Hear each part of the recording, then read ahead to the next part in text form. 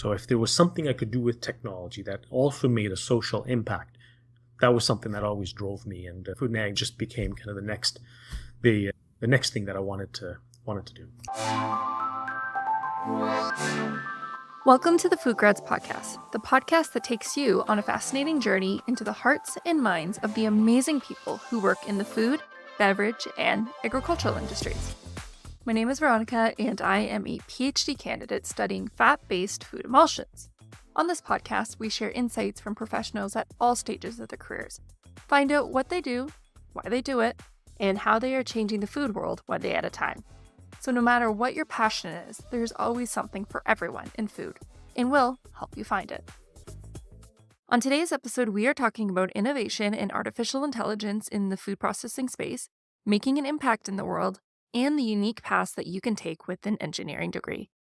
Our guest today is Harjeet Bajaj, President and CEO of Savormetrics. Savormetrics provides AI-driven sensor devices to food and agricultural companies. Their devices perform real-time, in-situ QA and QC. Their predictive quality metrics allow organizations to reduce costs and increase their customer satisfaction. Harjeet has over 14 years of work experience in various leadership and consultancy roles. He has a bachelor's degree in electrical engineering and management and a master's degree in engineering, both from McMaster University. Harjeet is recognized internationally as an AI expert, having won numerous awards for developing commercially viable solutions in the fields of medical and healthcare industries. Today, he has his sights set on the ag and food sector and is ready to innovate it into the future. Thank you so much, Harjeet, for coming on the show. I'm so excited to be doing, for those who are listening, this is actually my first in-person interview, so very exciting stuff. We'll see if the audio sounds a lot different, but thank you so much, Harjeet, for coming on the show. My pleasure, Veronica. I've been looking forward to this. Perfect. I've really been excited about what you've done with Savormetrics in terms of the idea, how it's being implemented, because we talk about food safety, we talk about food waste, and many of the solutions are coming with the food waste and then dealing with it. So in the sense that you have, here's X amount of waste, now let's repurpose it and let's upcycle it. But really where you're coming in is trying to deviate that from even happening by using smart solutions. So would you be able to talk about what Savormetrics is, and maybe we'll talk about food waste? Absolutely. So from our perspective, we looked at the food waste problem from two angles. So one angle is, can we apply something to the food product such that it doesn't go bad or stays in spec? And then the second angle is, can we identify quality metrics or that can be used in insightful ways so that you can avoid food waste or food quality issues. So our interest, being proponents of artificial intelligence for quite a number of years and having applied it in the medical industry and being very used to small amounts of data, we of course went down this direction. So our hypothesis was that if we could provide meaningful insights to food sector companies where they could move inventory smarter, process it smarter meaning, by using data, that they could reduce the amount of product that's wasted because it's spoiled or because it's out of spec. And that's the hypothesis we ran with, and very quickly we started becoming quite popular because we were able to make an impact on people's bottom lines very quickly by reducing the amount of product that is discarded because it's either spoiled or out of spec. So from my understanding, you've done a lot of work in grains, is that correct?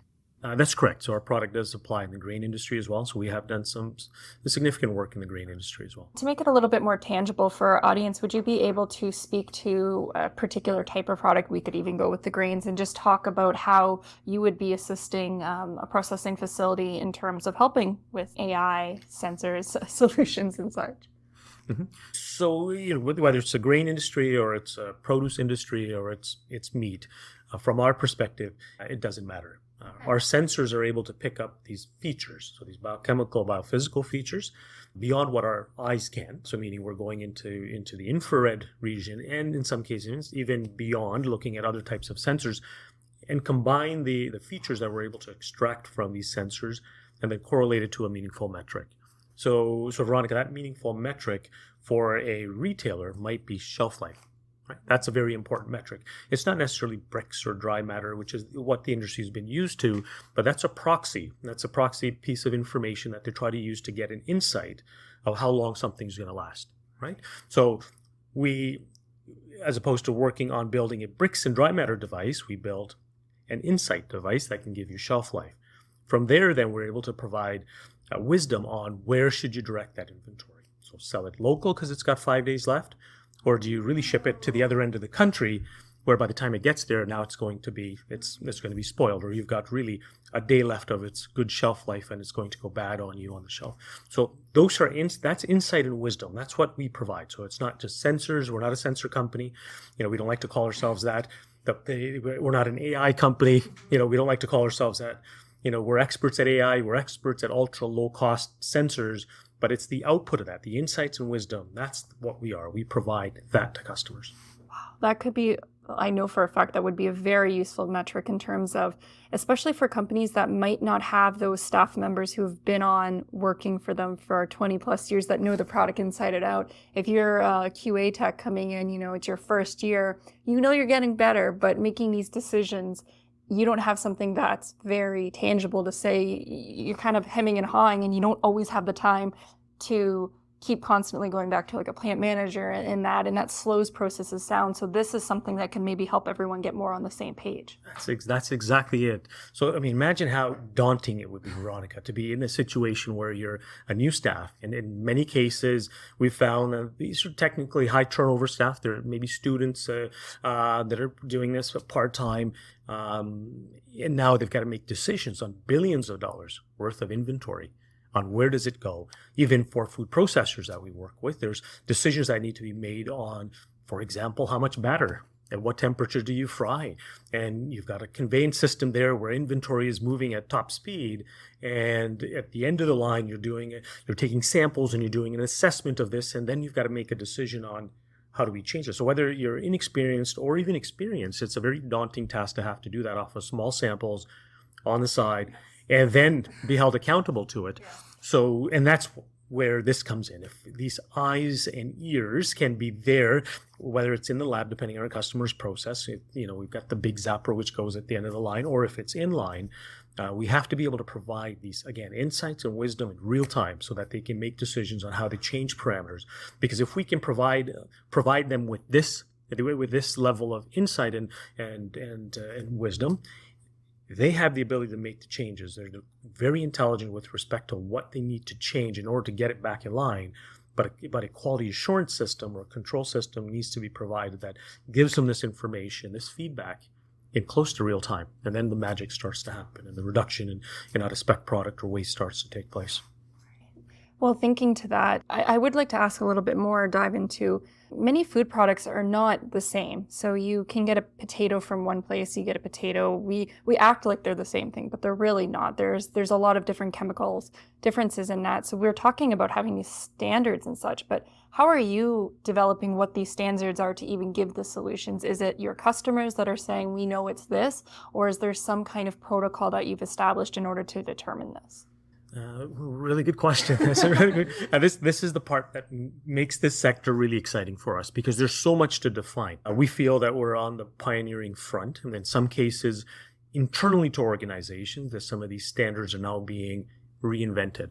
We're also part of certain projects working with certain leading regulatory bodies around new standards. Because of this technology, you can now reinvent or invent, let's say, not even to call it reinvent, we can actually invent meaningful regulatory metrics as well. So within an organization, many times what we're finding is we build what the customer is looking for, and then we highlight what else it can do. New standards are now starting to pop up. Right? So these standards are around what are we looking at, because we can now pull out correlations and causations that are more biochemical and as opposed to just biophysical. But beyond that, we're also able to identify they are able to identify, let me clarify that, right? They're able to identify what are different things that they can do, what are different methods ingredients that they can use to get to the end result in a more effective way.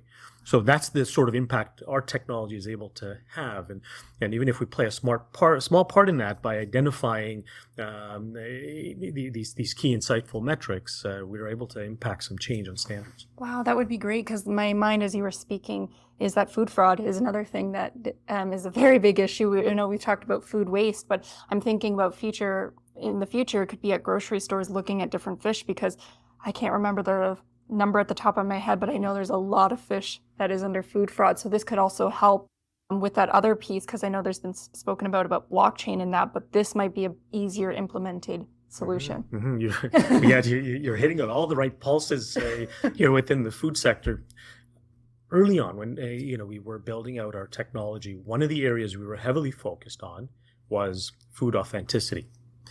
So we've done significant amount of work in oils, edible oils, extra virgin olive oil being one of them, with honey and with even milk in certain parts of the world. COVID has done something that has expedited that. So we initially realized that there's an opportunity there, but maybe the world is not quite ready for it yet. But post-COVID, we're realizing that there's a lot of interest now around tools that can detect authenticity of food and beverages. So that is something that we are resurrecting on our end to provide these tools. Again, these are small, portable tools. One of the key things, Veronica, is that these tools have to work in the environment that these individuals are working in. Right? If it's a very expensive $1 million tool that is plugged into one particular location of the processing line, it won't provide them that ultimate value. So it's got to be a system that allows them to be able to use these tools in the environment within the processes that they run within. So meaning enable their processes further. So that's the work that we're doing on that end to make sure that that we're there to help the industry as food authentication, which relates to food safety, now starts becoming a major talking point. That's so great. That's something that we definitely need more about in terms of food fraud. It's so, I don't want to say rampant, but there's some high numbers and it's a little startling. And for all I know, I could be eating things that I don't know what it is, and it becomes even a greater issue when it's allergies. I mean, fortunately, I don't have any allergies. For individuals who do, it's a matter of life and death. It's a health issue, and then it snowballs into a public health issue as well. So definitely, it's an area of food safety, I guess, food quality that under food quality is food safety that has tentacles that impact the society in a broader way. So definitely is an area where we're going to see a lot of companies starting to innovate. Right. And I'm speaking to the food safety and the health note. I was curious about how you got into Savormetrics, because I've seen your experiences. You've done a lot in the medical field and such. And the issues that we're talking about, I think you were in the field for 20 plus years in terms of seeing these types of issues. So if you'd be able to, maybe you could just walk through your journey to some key points and how you ended up with Savormetrics and the idea of dealing with these types of issues. So we'll make a long story short, as short as I can I can make it. But my initial foray into artificial neural networks was in undergrad.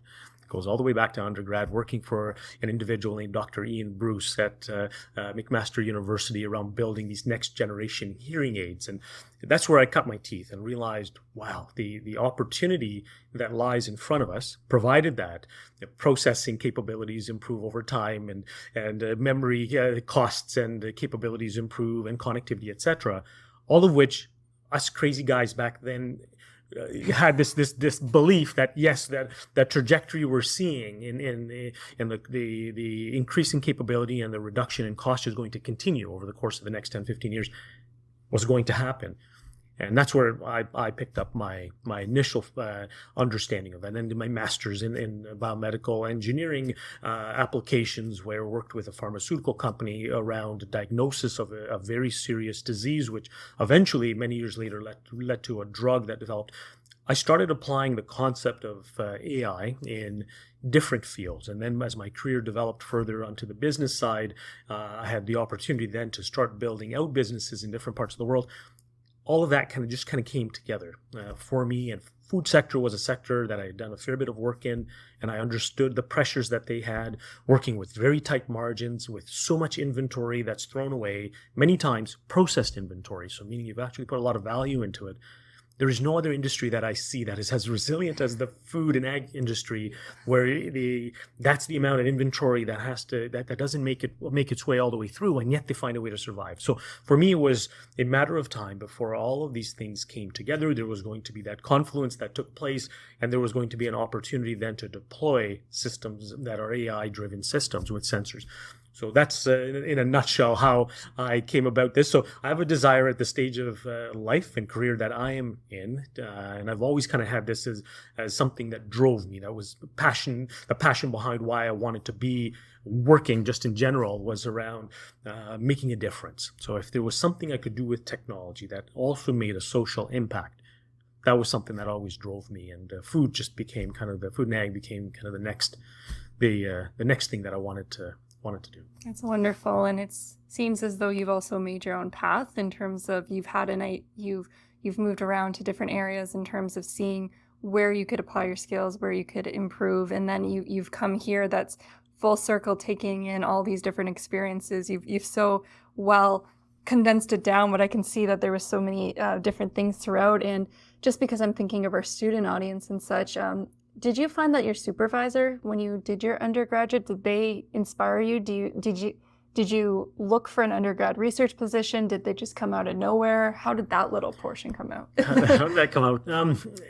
I was looking for something to do. Okay. So this is second year of undergrad.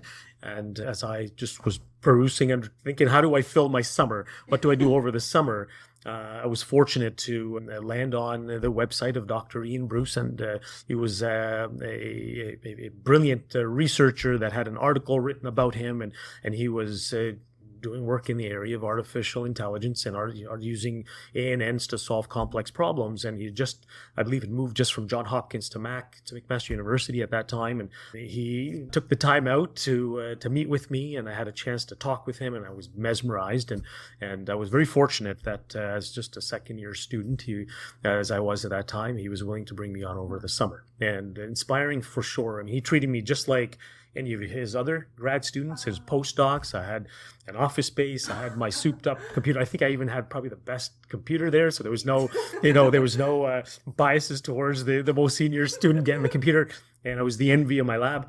And I was also put into situations where I was allowed to attend conferences. There was a tinnitus problem that Dr. Bruce was working on at that time. He got me involved in that. And I got to meet with some very prolific researchers whose names now are godly now in the area of ANN and AI. And I got a good sense of what it takes to take a concept and to start moving it forward towards a product. And that is something that Dr. Ian Bruce, watching him and observing how, starting with nothing, just concepts, he was able to move things forward where this hearing aid company benefited immensely. These futuristic hearing aids that were designed that dealt with sensorineural hearing loss. So, and with other ailments like tinnitus, etc. So that gave me an unbelievable amount of confidence that you can go from a concept to a product very quickly. And it was, I observed that happen in front of me. And I played, of course, as a second year student, a very small role in that. But Dr. Bruce put me into situations where, I definitely felt like, hey, I'm a major contributing factor in this team. And even presenting PowerPoint slide decks that I had to put together and mentored and coached. And so it makes a huge difference. If you can find that right mentor that can help you identify something that becomes your passion. And proof of that it can last you, throughout your whole career. Right. Wow. There's two things that really stood out to me, and that, to be honest, I'm a little surprised to hear about them seeing something go from concept to market, because you kind of hear in the academia space, they're usually behind. That's usually what they say. Research, the industry is way far ahead of the for academic research. But then the other thing as well is just, I think people forget how when you go to university or maybe college, you get so caught up in the coursework and attending these classes that you have these very brilliant minds that are teaching, and they might not go out and tell you, oh, would you like to come join my lab? And that you have to show that initiative to go there, but you never know where it could end up taking you, because you are right. Even as an undergraduate, you might have the opportunity to go to these conferences and then meet these other brilliant minds and then come together and such. And really just exposing to yourself as much as you can, you never know where it's going to take you. Absolutely. Absolutely. It's about networking. And the sooner you can start learning about the power of networking, the better. And you hit the nail on the head there. One thing led to another. And that's how my master's thesis came about as well. And I'm another researcher at McMaster University who realized what I was working on, and I had an opportunity to speak with in an informal way. I hadn't applied for it. And realized that there's a major pharmaceutical company that'll be backing this, and I'll have an opportunity to take a real serious role. I would be able to function within the lab and maybe lead some aspects within the lab. And as kind of fortune would have it, there was an individual that left the lab, and then I raised my hand and said, yes, I'll help, but took on a bigger role. And that became an unbelievable experience for me. And from there, then my career then moved into many different directions because of the networking I was able to do during my master's. So my advice would be that, if you have an opportunity to get involved in additional things, just to explore and learn about your own self, about your own capabilities, what your own desires and interests are, take it. And find mentors. To me, a supervisor is a mentor. At the end of the day, it's a coach. Someone very early in your career that's going to help you shape who you are. Right? Yeah, I can attest to that. I also did my undergraduate thesis which I started off as a research assistant. So I came in, I helped another PhD student. So I helped them through research. I didn't know where it was going to lead me. I just thought, it would be good for me to just learn what a food science lab is because I was in the chemistry program. I thought, if I want to go in the food industry, I need to get some food science experience, but I don't have any. So what's the best thing I can do? My TA was talking to me about, I need some research help. It's like, I'll do it, even though I had no clue what I was doing. I jumped in and such, and it really led to that, or even just volunteering with FoodGrads. I fast forward today, I would have never thought I'd be doing a podcast sitting in this room like this. Far from it. I thought I'd be in product development, but here I am. And I'm amazed by all the things you're involved in. Maybe there should be a podcast on you, and maybe we'll flip the table and I'll ask you the questions. But I don't know. It's just taking the next step and such. And I was wondering that to your story, you mentioned AI and such. Did you follow a topic or a skill, or a lot of people say follow your passion. And I'm of the camp that you don't really follow a passion. That's of my belief. You follow what interests you, and then you build the skills, and then you never knew you'd be able to do something until you go, I had this skill to pick this up, and I have this skill. So did you find there was something inherently that you were following? You mentioned about you wanting to do change. Was that your driving force, or was it maybe just one step at a time? The desire to make an impact, like for me at least, that's the driving factor. Can I make an impact? So that impact to me, if it involves impacting others, that gets me excited, right? So that's my passion, right? So there's this saying that I really like, and I probably won't say it as elegantly as it says it's written, but something that you really care about and you work hard for is passion, right? Mm-hmm. Something that you don't really care about but have to work hard for is stress, right? So if you identify something that truly is your passion, right? And that may be, again, it's never a singular linear sort of an equation. It's a confluence or an overlap of what your skill sets are, what skill sets you want to develop, plus intrinsically what motivates you, right? And for me, it's about seeing that my solutions have an impact on others, right? That intrinsically drives me. So the overlap of that, not to get too geeky and techie, but then I'm drawing a Venn diagram here in my mind here. But the overlap of that is something that now drives that passion, right? So, and if it's passion, you'll work hard for it, and you'll spend time on it. And if you just put in a little dose of patience, you'll watch yourself succeed. I think another way of the way I like to put it in my head is not necessarily the word passion. I like to think of the word values, like what do I value? I feel that's a little bit easier for me. I think of the same way that I'd like to make a difference. I don't know what the difference is, but that's something I value. Maybe it's not a passion, but I think that you don't have to also necessarily be caught up in figuring out what exactly it is. I think maybe it's just my way of taking stress off myself. Hey, that's actually quite brilliant. I might steal that from you. Right. So I think, that's the key thing. What is it that you value? Yeah. Right. And I think if you value something, so going along your thread, if you value something so much that you're willing to put hours behind it, because no matter what, you're going to have to work hard. There's no real shortcut. Where if there are moments of shortcuts, those are anomalies, they're outliers. But if those values allow you to put that extra time in and put that hard work in, and then that's I think that's a good way of describing it. I'd like to shift the conversation just a little bit in terms of, I have someone who's sitting in front of me, very well known about the topic of AI. And I feel that word has been very much a buzzword in the past year. I think everyone just thinks of AI and ChatGPT and just getting this generative AI. But I know that that is not the correct term for everything. And it feels it's not software anymore. It's an AI software, and it might not necessarily be. Would you be able to just speak briefly as to what AI is, or maybe how Savormetrics is involved in AI, and go from there, please? Certainly. So to me, AI is another way of solving a problem. So whereas in the past, we've been looking to model things. So we're looking to understand what are all the variables that correlate to something. And then we try to get to an understanding of causation then from there, like what variables cause what. And our tendency is that, okay, well, these variables are not of importance, scrap them. Let's get it down to a set of variables that we can then manage. Whereas AI takes the opposite approach. More variables, the better. Add more. Because we know that if we have a lot of variables within this black box, and we're using these concepts of machine learning, and that you hear about, that within the AI you have a lot of specialty areas where you're doing a lot of feature engineering on the forefront. Then you're getting it, mobilizing it towards the machine learning algorithms and figuring out how to set the right parameters there based on the mathematical characteristics of those feature spaces. And then on the end of it, you're now looking at how do you make sure that this system continues to work intelligently, even if your basis changes somewhat. So meaning in the food sector, it's seasonality, right? So if seasonality happens, we shouldn't have to go back and retrain everything again.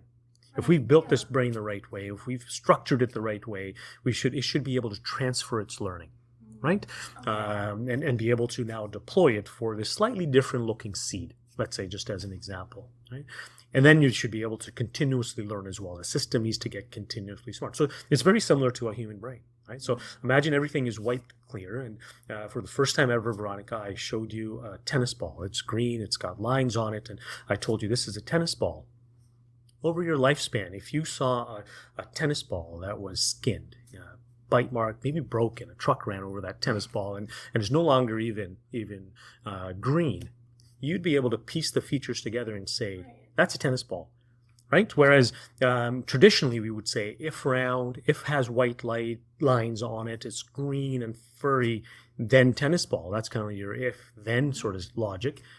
This is different sort of logic. This is based on features where even if it doesn't look exactly the same, you can still make that inference, that judgment call, and say that's a tennis ball. Right? So that's the difference. If I put an analogy in place, that's the difference between modeling something off of a few variables versus using a machine learning method to be able to now do that level of judgment and provide that sort of output. Okay. It sounds so easy, so to say, on the surface, but I know that there's way more that goes into it because the brain is just, we've evolved to be able to tell what a tennis ball is after someone tells us that's a tennis ball, but being able to tell a machine and for it to learn and then making sure that it doesn't veer off course and then start thinking that it's not about just it, and it's not just about giving it data, right? Like that's not, you have to be a little bit more work. You're bang on. You're bang on. It's not so many times we feel that, hey, it's one of our interview questions as well when we hire, if someone says more data, that's a bit of a cop-out, right? So yes, of course you want more data. You want your system to get experience just like as a human mind would in many different areas. But then you have to be able to build elements in that allows it to make an inference, a judgment call, and that judgment call has to be accurate. And that's where the race is, quite frankly, Veronica. So the ones that are able to build truly commercially viable AI systems versus ones that aren't able to build it. And that's where the expertise comes in, and that's where the various sorts of algorithms working on different ends of the AI, the transfer learning, the continuous learning piece, etc. How you do that, there's so many different ways of tackling that problem. That's where the ingenuity is. part of me for me asking, but is it just a lot of math equations? Because I'll be honest, to me, AI, I'm trying to learn more about it, but a lot of it is a black box to me. Is it about, and we said the data, but is it giving it different, like is someone there programming different algorithms? Is someone there saying yes or no, and then you just keep doing that, and then all of a sudden you have it, which I know it's not the case, but is it a combination of physics, math? Like what's going on behind there a little bit? Lots is. So I'm part of many committees where there's conversations around what makes an AI engineer, okay, or an AI scientist. Is there a way in which we can turn this into an undergrad program? So for a university in the U.S., I'm actually on a steering committee there around building a undergrad program, and one of many that are having these discussions. So when we talk about math, what are we talking about, right? It's calculus, it's linear algebra, it's statistics. But is it more than that? I mean, when we look at chemometrics, for example, it's the application of math and stats for chemical-related situations. When we look at digital signal processing, that's a different form of mathematics. It's also mathematics, but it's now giving you a different perspective on how to solve signal-related problems. So how broad does a AI engineer have to be in order to be called an AI engineer or an AI scientist, whatever the discipline it lands in, is quite broad.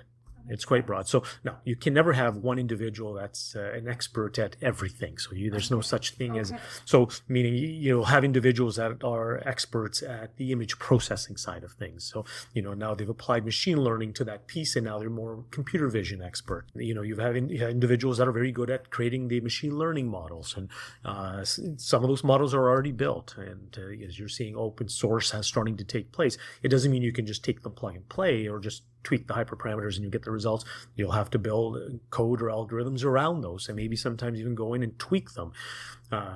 So it's quite broad. So that definitely it's mathematics, but from what angle, what we're finding as we go through our exercise, we've been at it for about 1.5 years now, is that it's quite broad. And if we really want to build this generation, proliferate AI engineers or AI scientists in the future, and if we're taking the approach that let's start from an undergrad, then it's going to be quite a broad field.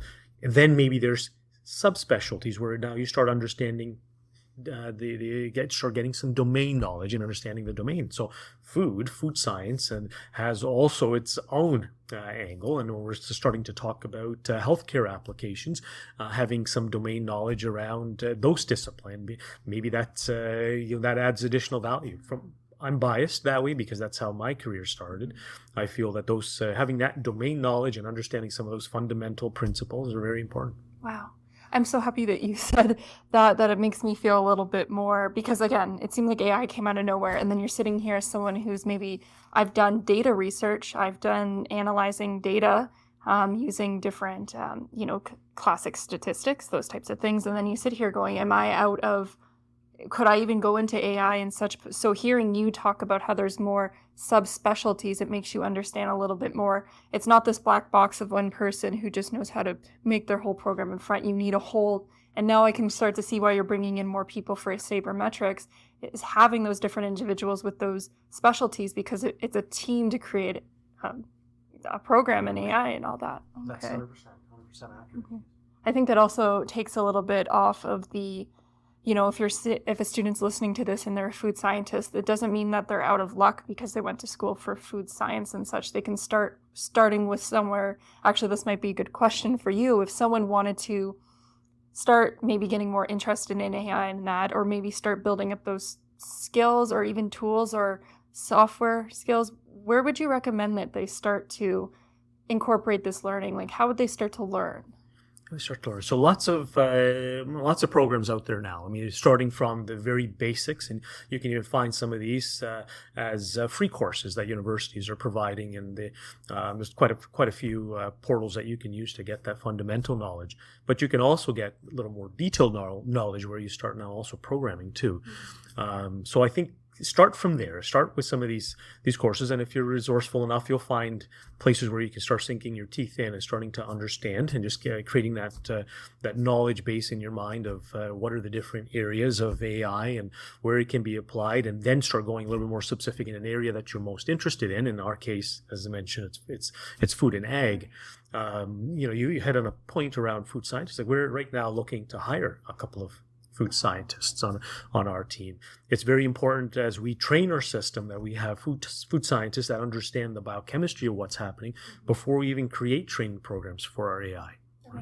Right? So it becomes very important that individuals that have those areas of subspecialty have a desire or interest in helping to build out these AI models, these AI, as we call it on our platform, we call it Dr. Sam. We personified it.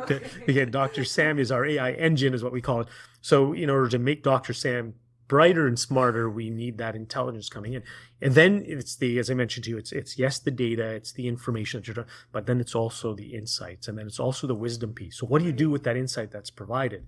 And having a food scientist that can also help with, well, if you're finding that you have a high probability of forming biofilm because of these reasons, and this is your environment in which let's say you're growing something, now here's what you can possibly do. And then training systems so that we have decision support systems on our end that are able to provide to the customer possible solutions, right? So, and that can be also, you can use artificial intelligence for that as well. So, I mean, that's where you're talking about generative AI being able to scour through a lot of articles, etc., and then providing what could be possible best practices. So, so lots of opportunities to get involved from the angle that you feel you're most interested in. If you're not interested in coding, you don't have to be involved from that perspective.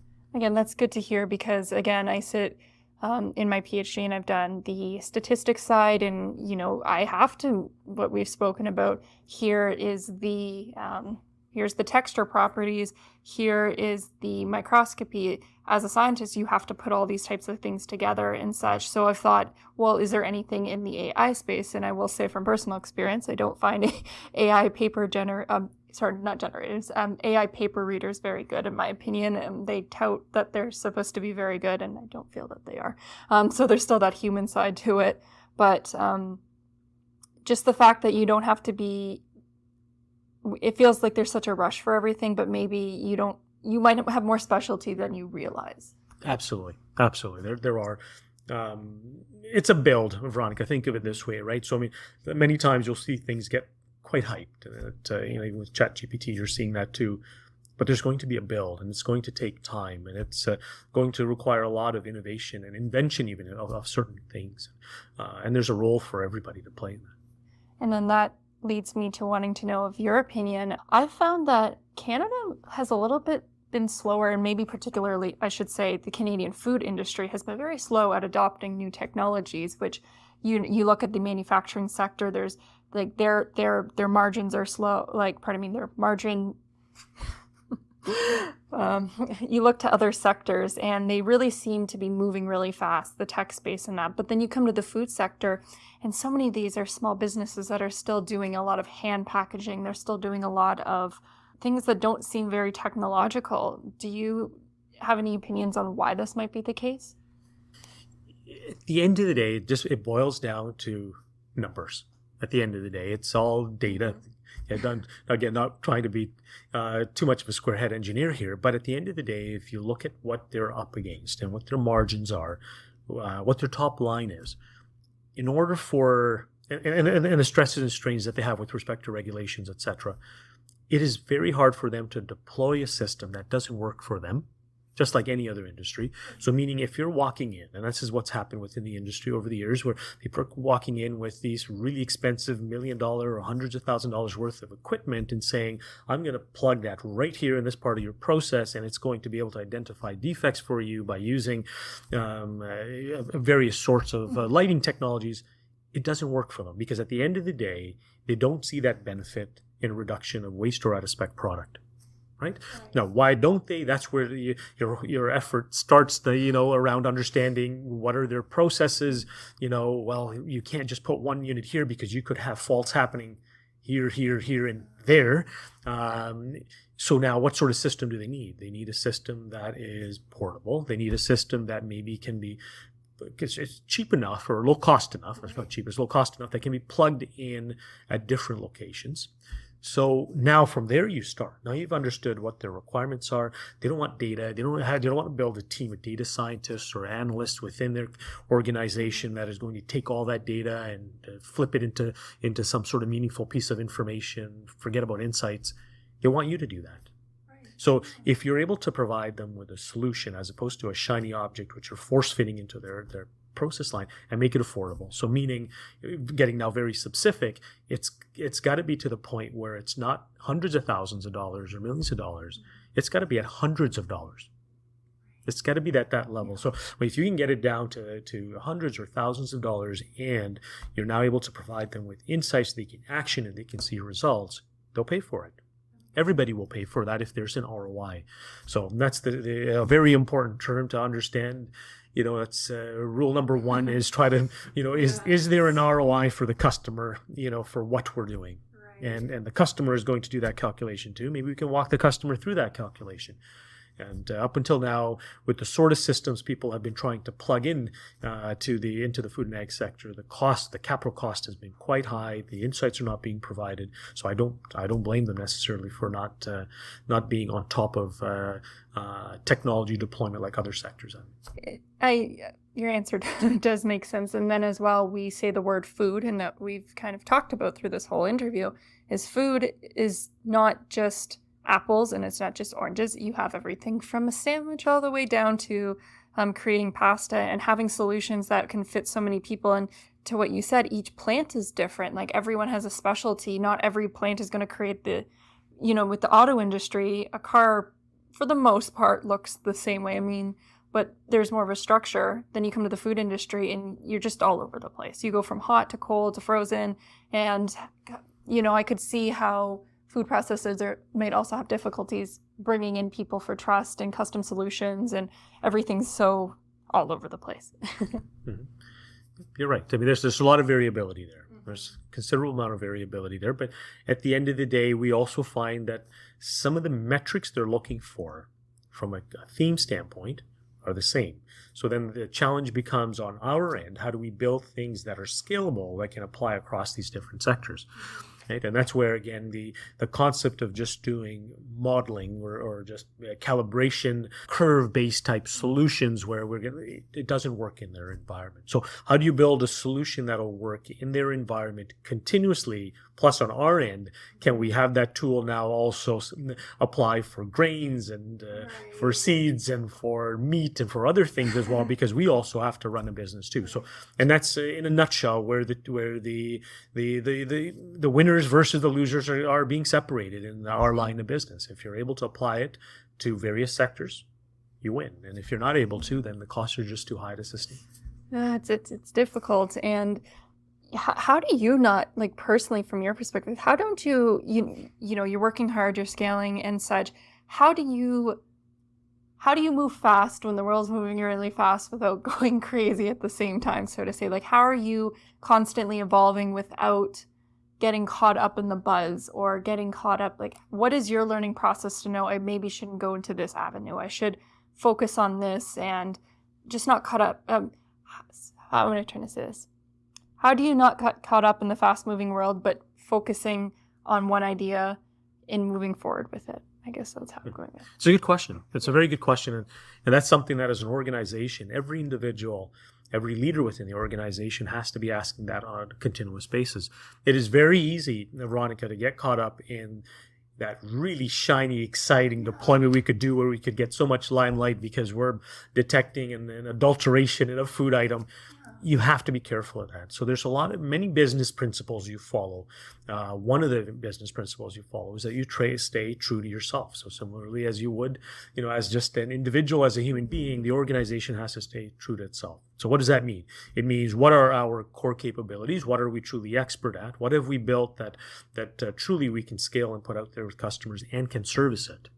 Now, there are, like within Savormetrics, within our organization, we like to have an element of excitement and fun as well, meaning every fiscal year we're working on one crazy thing, this one exciting, funky thing on the side, and everybody kind of galvanizes around it, and we come up with something that's unique. And one of these is something that we're probably going to launch sooner than we thought, and this is a device for everyday consumers. But so again, as long as it's calculated and as long as you've thought it through and you make sure that it's not going to affect your core business and there's a rationale behind it and you're able to put meaningful resources behind it and there's additional benefits you get off of it, fine, right? But again, it takes that sort of discipline as it would in your personal life, similar to running your personal life. You don't go chasing 3 PhDs at the same time, right? At some point you say, okay, this is our focus, right? And I like that. That's a really good way of going about it. And it just sounds, at the end of the day, just reflect. You might not know, but just reflect. Is that something you want to focus on? Don't just go into it. Don't start your day and then at the end of it, all of a sudden you're pursuing a second PhD. No, that would be a pretty crazy thing.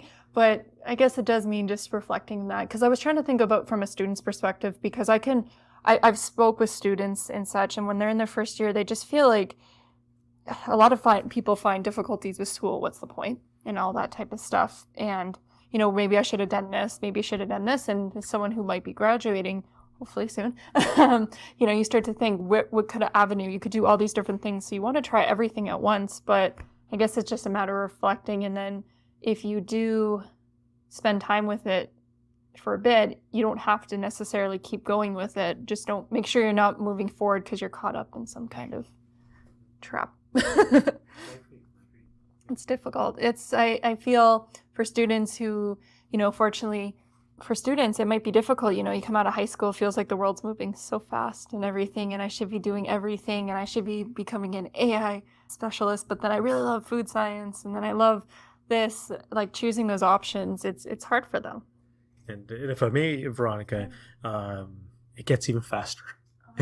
As you get into the working world, things start moving around you really quickly because there's so many other individuals that are around you now, so many things changing, and your personal life starts to change as well. I think one of the things you learn very quickly is how do you block a lot of that out, right? And then how do you figure out what is your pace? Everybody has a speed that they go at, a cadence that they can continue to sustain, and it's figuring that out. And I think that's really what you start figuring out in university or in post-secondary education. You really start figuring that out a little bit about yourself. What is that pace I can go at and still succeed, right? There's sprinters, there's marathon runners, there's middle distance runners, and I know it's a very loose analogy, but it's, you've got to figure out who you are, and you can get to your finish line. Everybody's finish line is different. You can get to your finish line as long as you've defined your finish line the right way. But you have to figure out your speed. Yeah, everyone does have their own pace and such, and we talk about it. It seems so simple when you say it out loud, but then it's really difficult in the moment. But sometimes, striving for simplicity is the best way in the crazy. So, yeah. Keep it simple, right? So I think this is a good place to let it go, but I know we've talked about a lot of different things throughout our conversation, but if we could bring it back, I have 2 last questions to ask you. So the first one is, taking everything into consideration, what advice would you give to students who are just starting out in their careers? Find something that you're really interested in. So my word is passion, your word is values. Find what you value the most, something that you're passionate about, and then don't hesitate to put that hard work in. You're going to have to put that hard work in. Better put it towards something that you find extremely valuable or you're passionate about. Again, with a little bit of patience, you'll find that you'll hit upon success at some point. And enjoy that journey. Don't rush it. I've been in that situation too. As I graduated, all of us have been in that situation where we feel we've got to run with the race and figure out what race you're running first, right? Is it a sprint? Is it a middle distance race, or is it a marathon? What is it that you're really excited about? What is it that you really value? Then stick to it. I like that. And the last question: where can people find you? Well, you can find me on LinkedIn. You can also find me by emailing me. My email address is harjeet@savormetrics.com. Wonderful. I'll make sure to link that in the show notes for anyone who's looking to know more about that. Thank you so much, Harjeet, for coming on the show. Thank you for having me in person, and this was amazing. I love some in-person interviews, definitely something now I want to do more of, but also teaching me about so many different aspects, from everything from Savormetrics to AI to just general career advice, and giving me some good reminders. So thank you so much for your time. My pleasure, Veronica. Thank you for having me. Thank you everyone so much for listening to episode 79 of the FoodGrads podcast. All the notes to this podcast can be found by clicking on the FoodGrads website and clicking on the Student and Grads tab. There you can find any notes to past or future episodes. Is there someone you would like us to interview on the show? Perhaps yourself. Or maybe there's a certain career path you would like us to explore? Then let us know. You can email me at veronica.hislop, HISLOP, @foodgrads.com, or reach out to me on any of our social media channels. Hope to hear from you. One of the things that I'm actively trying to learn more about is innovations happening in the food sector. That in itself is a big endeavor, considering that I'm still trying to become an expert in my own fat-based water and oil emulsions, and the food and agriculture industry is just big. I mean, there's so much that's happening right now, with the big elephant in the room being artificial intelligence.